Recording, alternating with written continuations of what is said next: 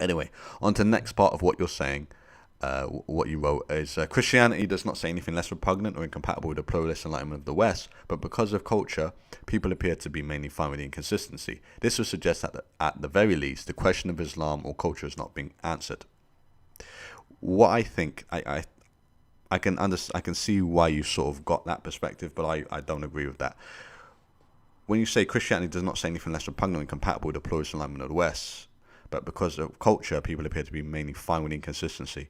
What I think is that when I grew up around some Christians, and I very, very briefly looked into, I think, some Christian thought, right?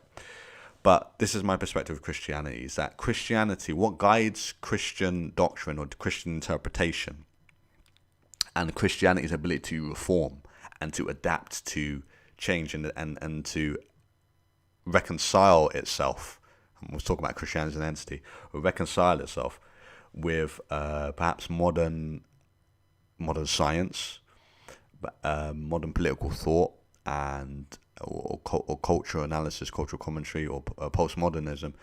What enables Christians and Christianity in general to reconcile the religion with what I've just mentioned is that the guiding principles of Islam, the guiding principles of Christianity are abstract principles, or like the life of Jesus, such as some of the phrases, some of the guidance, so like universal compassion, altruism, worshipping God, treat other people as you wish to be treated. Perhaps loosely, some of the Ten Commandments, these kind of things. These are some of the guiding things of religion. So it tends to be abstract ethical principles, which tend to, I believe, guide interpretations of the religion. It's generally not, what I think is generally not, this is what you should do and shouldn't do. Should you sell this person into slavery, things like that. People generally just ignore them. They're like, well, maybe that was right in the past, or that was applicable to the past, but not now.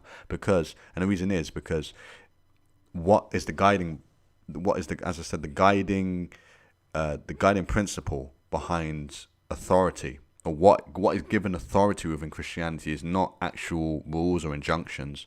It's like core principles, core ethical principles.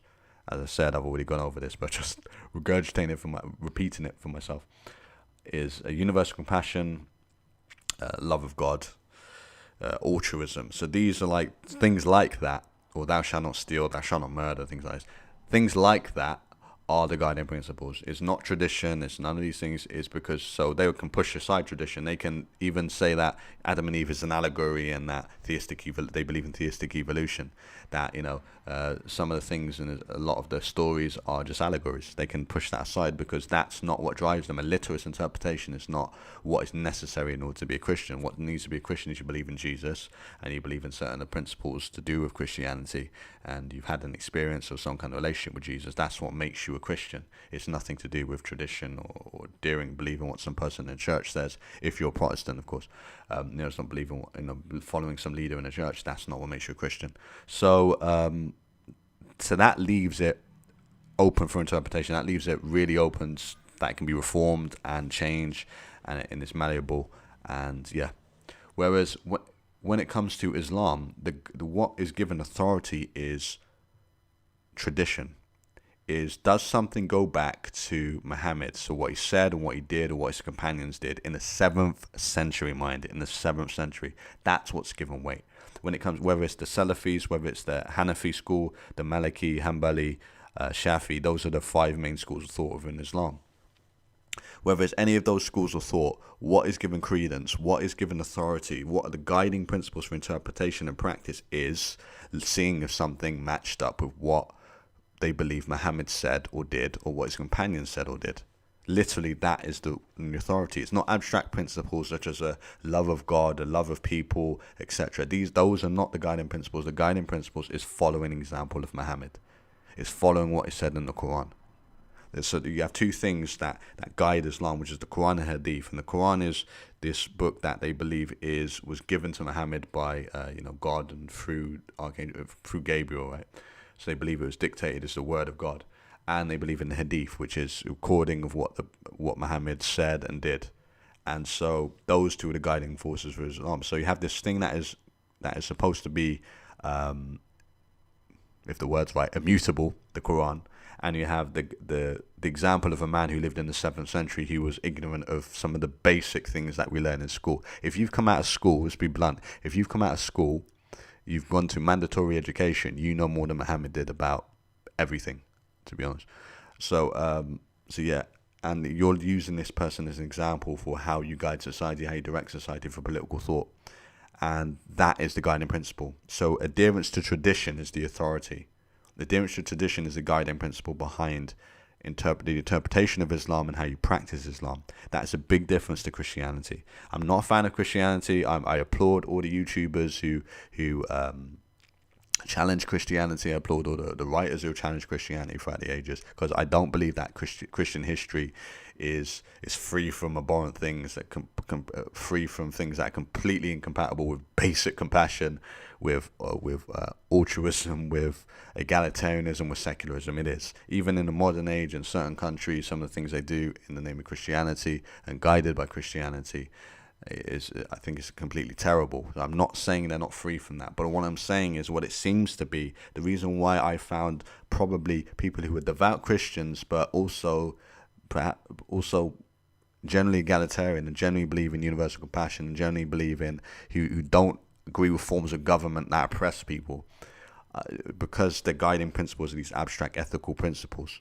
Whereas in Islam, what guides Muslims, the devout Muslims, is tradition, the authority of tradition. It's not principles of compassion. It's not principles of empathy. It's not principles of altruism. It's not principles of the worship of God.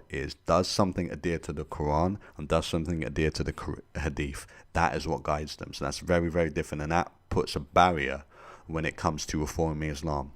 That's a huge barrier that comes to for modernist Muslims, for people to modernize Islam. I might do a video on that separately, but a lot of it will probably be just repeating what I've just said.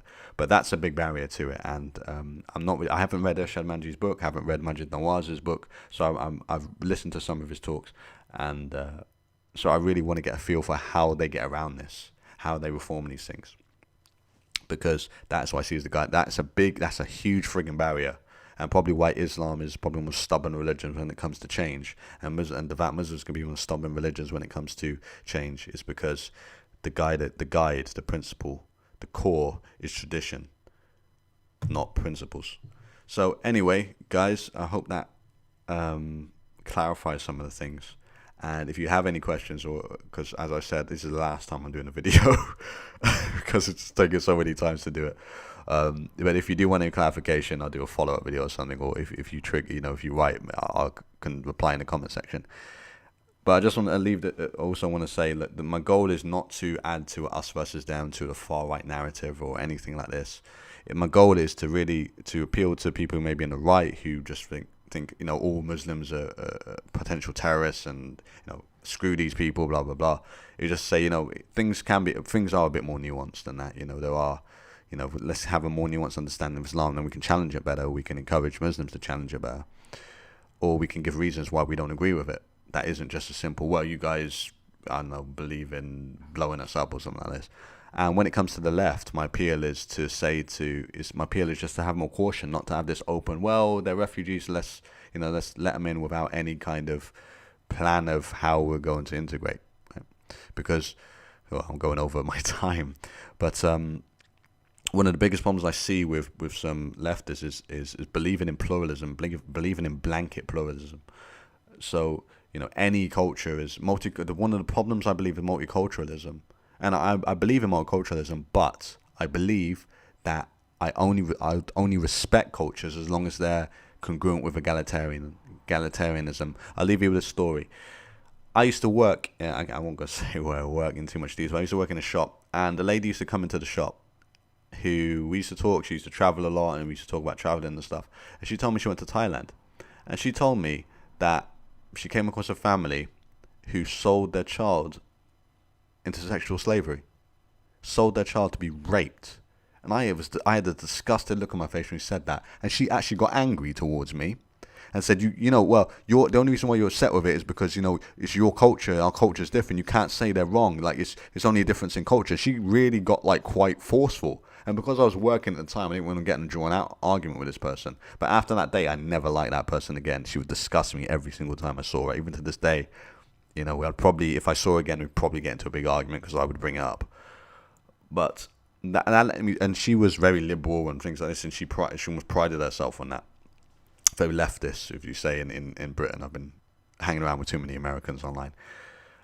So that was her belief, that she was good because she believed in pluralism. Who's to say that having a child being raped, selling your child in sexual slavery is wrong? And I was thinking, what the fuck would motivate somebody who purportedly believes in these things of universal compassion and human rights and things like this to well, if they're leftists, right, to believe that? And I realize it's fucking pluralism. It's the belief in that of multiculturalism, respecting all cultures. And I'll tell you bluntly, I don't respect all cultures. If you believe in if there's a culture that believes in it's okay to sell children in sexual slavery, I don't respect that culture and I condemn that culture.